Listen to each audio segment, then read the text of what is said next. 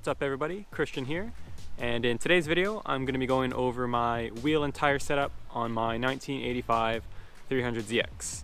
A lot of you have had some questions regarding the fitment and everything, so I'm going to try my best to answer as many questions as I can. So if we head over here to the rear wheel, we can start with the actual wheel itself. So it's going to be a Koenig Rewind 15x7 with a 0 offset, and that goes for the fronts and the rear. They're all the same. The Koenig Rewind, I got these from the Z store for a pretty affordable price, and they have that old school kind of Watanabe look to them, and I feel like that style kind of suits the older Zs very well. My car is obviously the 4 lug. These only come in 4 lug. You can also get these wheels in 16-inch. I opted for the 15, and it kind of has like a matte satin finish to them. I believe you can also get them with a polished lip. So in terms of the tires, these are Toyo Proxys RA1s, and size-wise they're going to be 225/50 ZR15s, and these are a very sticky tire. These are kind of like a competition street tire. They're very hard to break traction, at least with the power that I'm running, and overall I think they're very good.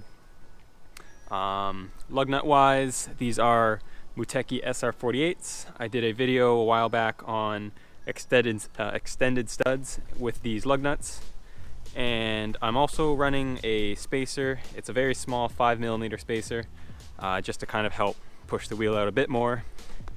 For fitment, on the rear at least, you can see the tire is just about flush.